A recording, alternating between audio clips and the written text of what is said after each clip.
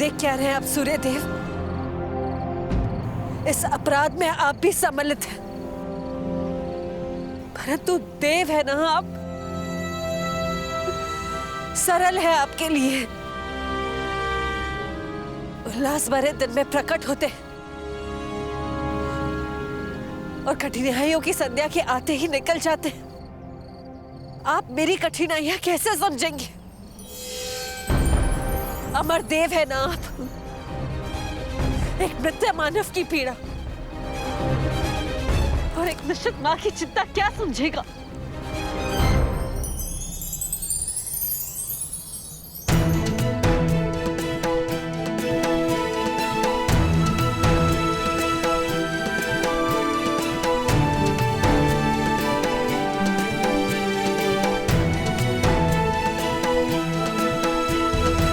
देवताओं पर आरोप लगाना उचित नहीं कुंती।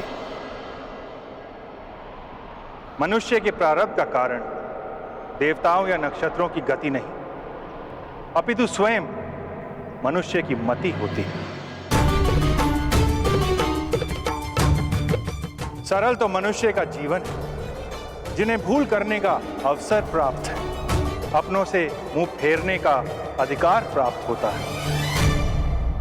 किंतु हम देव, हम तो भूल नहीं कर सकते। जिस पुत्र को जलधारा में बहाकर तुम एक पल में भूल गई, उस पुत्र के जीवन के पल पल के साथ में जुड़ा रहा। उसे असुरक्षित देखकर तुम में आज करुणा उत्पन्न हुई, किंतु मैं तो वर्षों से उसका सुरक्षा कवच बनके उसकी रक्षा करता आ रहा हूं। और आज तुम मुझ पर आरोप लगा रही हो।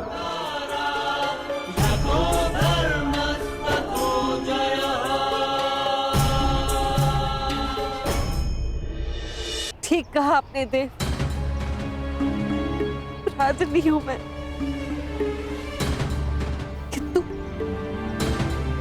इस अपराध का इतना बड़ा डर नहीं मिल सकता मुझे। मेरे दोनों पुत्र एक दूसरे के समक्ष शत्रु बनकर खड़े नहीं हो सकते। दोनों की धामनियों में मेरा रक्त बहता है, उन्हें एक दूसरे का रक्त बहाने नहीं देगी कुंती। अभी समय शेष, इस अपराध का प्रतिकार किया जा सकता है देव। समय तो अपने चक्र में चल रहा है देवी। जो हुआ, जो हो रहा है और जो होने वाला है, उसके पीछे बहुत ही महत्वपूर्ण कारण है। जो हुआ उस पर मेरा वश नहीं था देव, किंतु जो विनाश होने जा रहा है उसे रोका जा सकता है।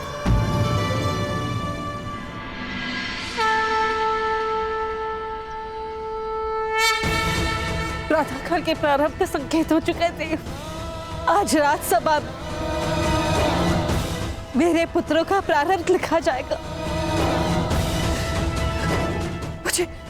मुझे जाना होगा देव, मुझे कर्ण को बताना होगा कि वो मेरा पुत्र है। पांडवों का ज्येष्ठ भ्राता है वो। मुझे जाना होगा देव।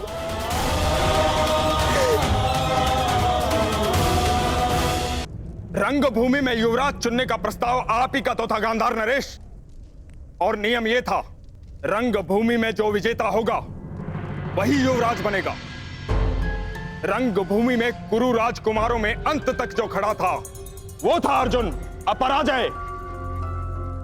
और मैं अपने ज्येष्ठ भ्राता का प्रतिनिधित्व कर रहा था काकाश्री, इसलिए विजेता मैं नहीं, भ्राता युधिष्ठिर है।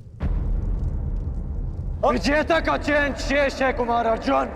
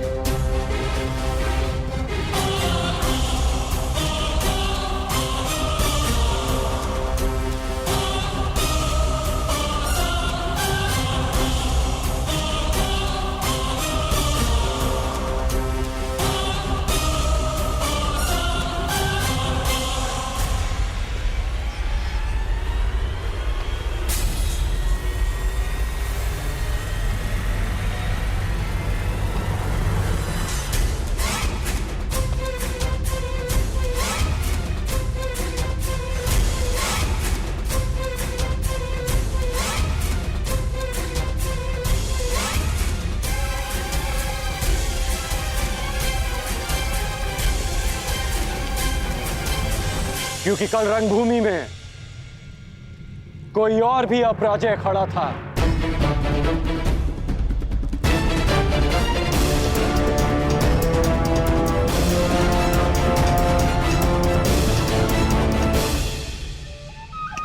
अब आनंद आएगा मेरे होने वाले सम्राट।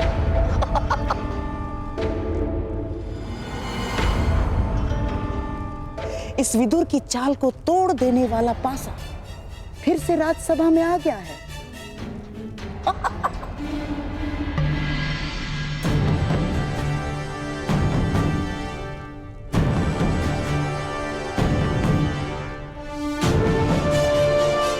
अभी द्वंद्व शेष है, उसका परिणाम शेष है,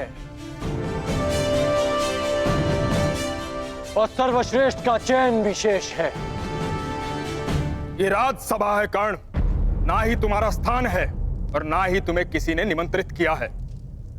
जाओ यहां से। आपकी बात काटने के लिए क्षमा चाहूंगा, परंतु कदाचित आप भूल रहे हैं, महाराज ने स्वयं कर्ण को अंग देश का राजा घोषित किया है।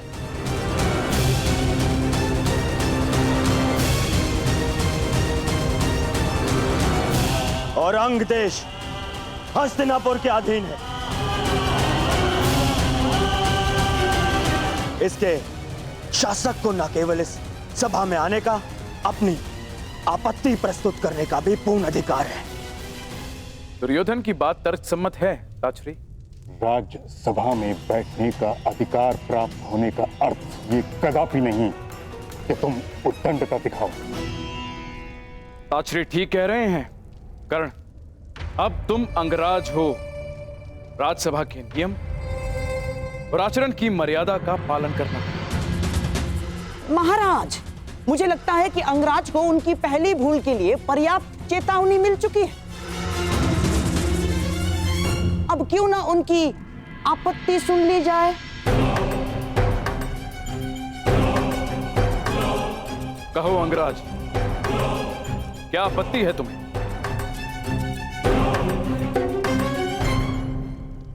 महाराज, आपत्ति नहीं, निवेदन है कि कल रणभूमि में जो द्वंद्व अधूरा रह गया था उसे आज पूरा किया जाए।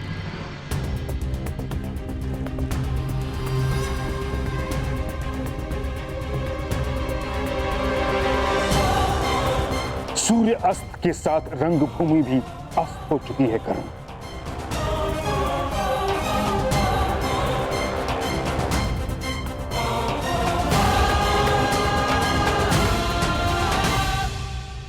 सूर्यास्त से दिन समाप्त होता है मां महिम, जीवन नहीं। तट से टकराने से लहर समाप्त नहीं होती, लौट कर आती है। आज फिर से सूर्यदेव प्रस्तुत हैं, मैं प्रस्तुत हूं, समस्त राज्यसभा प्रस्तुत है। तो द्वंद्व का परिणाम आने दीजिए मां महिम। इस द्वंद्व से कोई लाभ नहीं होगा महाराज। लाभ और हानि की बातें व्यापारियों को शोभा देती हैं विदुर महोदय, योद्धाओं को नहीं। शासक होने के नाते क्या आप जब चाहे नियम बदल सकते हैं? यह अन्याय नहीं तो क्या है? यह अनीति नहीं तो क्या है?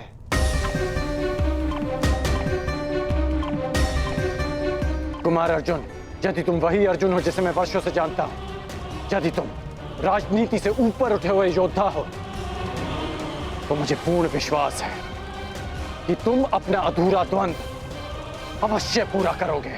मैं पहले भी वही अर्जुन था और अब भी वही अर्जुन हूं। मुझे ये द्वंद्व स्वीकार है।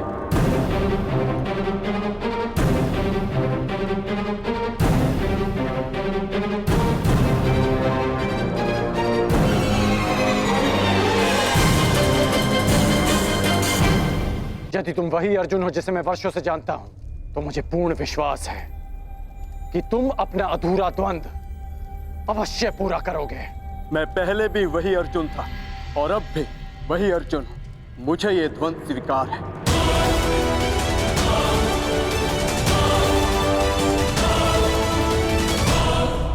कोई द्वंद्व नहीं होगा।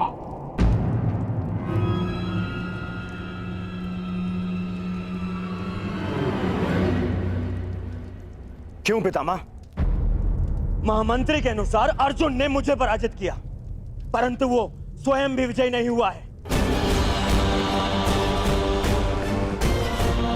अगर वो सर्वश्रेष्ठ है तो उसे सिद्ध करना होगा।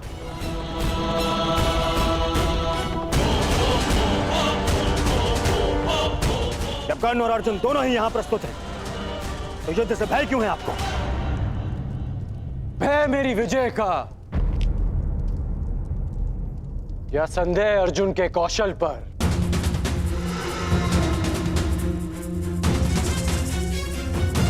या अविश्वास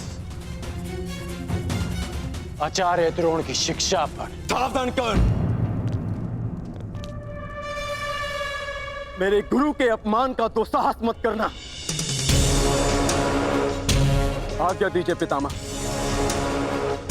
आज संसार देखेगा आचार्य द्रोण द्वारा रचित अर्जुन नामक तट से टकराकर कर्ण नाम की लहर कैसे टूटती है। किस प्रकार मेरे में कर्ण की चुनौती के सूर्य को अस्त करते हैं। कर्ण ने हस्तिनापुर की न्याय और नीति पर प्रश्न उठाया है। आज इन्हें विश्वास हो जाएगा कि हस्तिनापुर में अब भी न्याय और नीति का शासन है।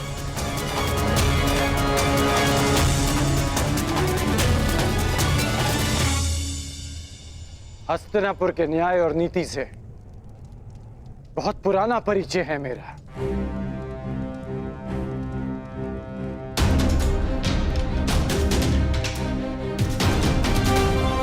परंतु मैं तुम्हारे कौशल का परिचय जानना चाहता हूं।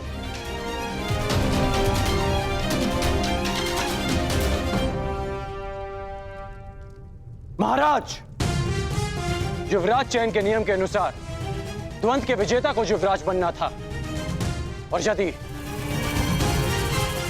प्रतिनिधित्व के बल पर युवराज चयन होता है तो कुमार दुर्योधन को भी उचित प्रतिनिधित्व मिलना चाहिए, जो उन्हें नहीं मिला महाराज।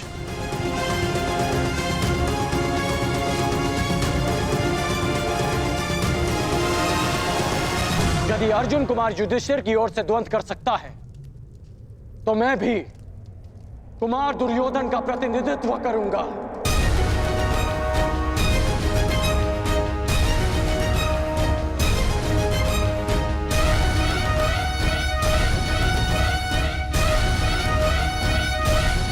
और इस स्थिति में भी अर्जुन और मेरे मध्य द्वंद्व शेष है।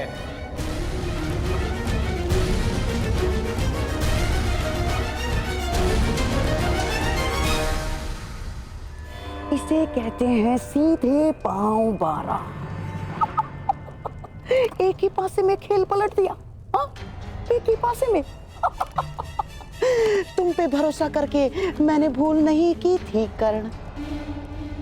यदि पितामह का आदेश हो तो अर्जुन के कौशल के साथ साथ यमराज का भी परिचय हो जाएगा कर्ण।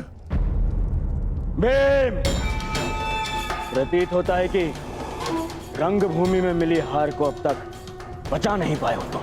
कहो तो हम भी एक और द्वंद्व कर लें। मेरा भी निवेदन है कि अर्जुन को द्वंद्व की आज्ञा दी जाए पितामह। वाह, क्या कहा? पहली बार भीम ने ऐसा कुछ कहा है जिसके मैं भी पक्ष में हूं। क्यों भ्राता युधिष्ठिर, क्या मत है आपका? द्वंद्व के बुलावे से अर्जुन पीछे नहीं हटेगा, हमें भी स्वीकार है। स्वीकार है।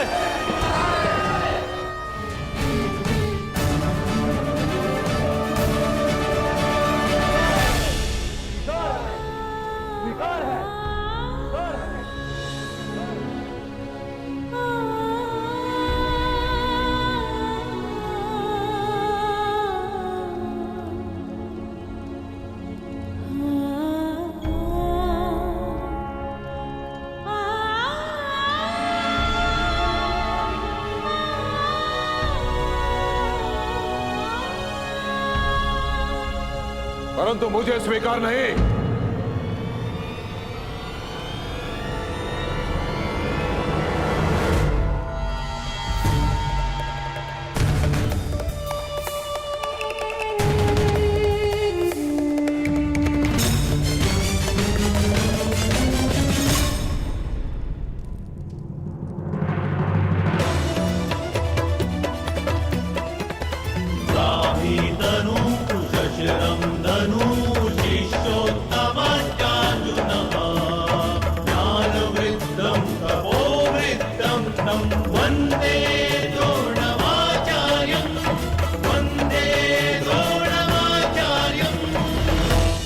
सभा में विलंब से आने के लिए क्षमा प्रार्थी हूं महाराज। मेरे शिष्यों में से सर्वश्रेष्ठ योद्धा कौन होगा, इसका चयन केवल मेरे अधिकार क्षेत्र में आता है महाराज, केवल मेरे।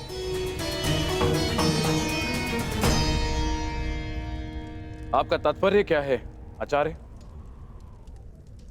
वही जो अंगराज कर्ण का है।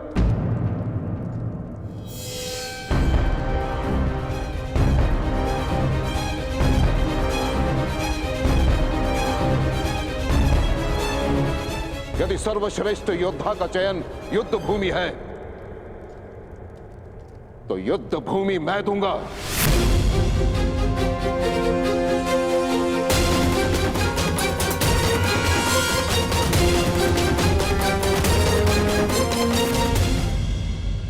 वैसे भी नियति कहती है महाराज कि गुरु दक्षिणा दिए बिना कोई भी शिक्षा पूरी नहीं मानी जाती।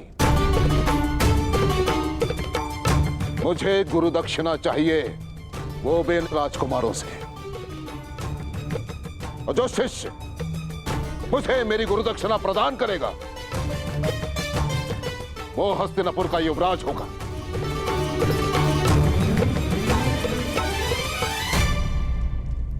आचार्य, कहीं इस दक्षिणा का अर्थ भी वही तो नहीं जिसके कारण एकलव्य का अंगूठा छीना था आपने?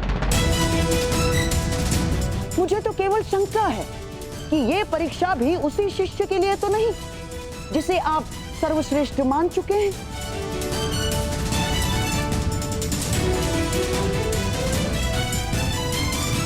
कहिए आचार्य, क्या चाहिए आपको गुरु दक्षिणा में?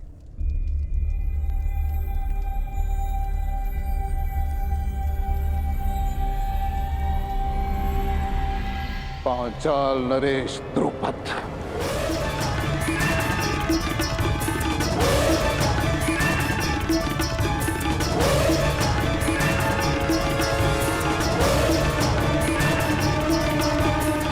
मुझे गुरु दक्षिणा में पांचाल नरेश द्रुपद चाहिए महाराज। तो मेरा जो शिष्य द्रुपद को परास्त करके बंदी बनाकर मेरे समक्ष लेकर आएगा वही विजेता होगा और वही हस्तिनापुर का युवराज।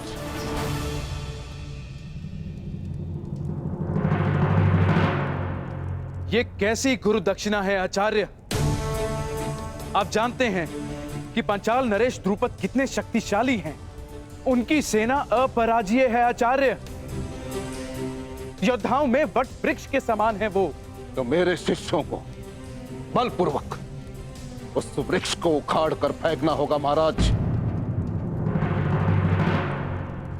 अपने गदा के प्रहार से पांचाल के दुर्ग की नींव हिलानी होगी। अपने बाणों की वर्षा से पांचाल के आकाश को प्रकाशहीन करना होगा। हस्तिनापुर का युवराज केवल वही हो सकता है महाराज जिसके नाम से शत्रु कांपे, जिसके तेज मात्र से हस्तिनापुर को कोई चुनौती ना दे पाए, केवल वो। मैं अपने पुत्रों को मृत्यु के मुख में नहीं भेज सकता।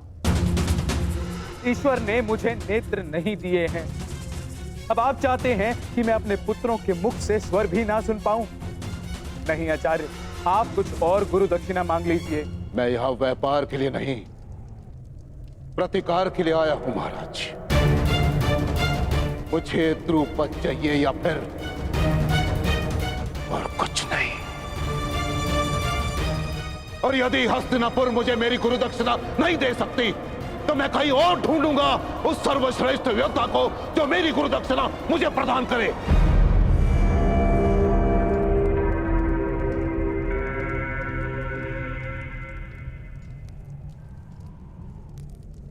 ठीक है आचार्य, हस्तिनापुर की सेना आपके लिए द्रुपद को लेकर आएगी। ताची स्वयं द्रुपद को बंदी बनाकर लेकर आएंगे। नहीं महाराज, मैं महामहिम का गुरु नहीं हूं। मैं गुरु राजकुमारों का गुरु हूं। मुझे गुरु दक्षिणा चाहिए तो केवल इन्हीं से चाहिए। परंतु एक बात का स्मरण रहे महाराज, हस्तिनापुर का प्रारंभ केवल वही बन सकता है जो सिंह के साथ युद्ध करे। जिसे हस्तिनापुर के ध्वज में अपना नाम अंकित करना है उसे सर्वप्रथम पांचाल के ध्वज को झुकाना होगा।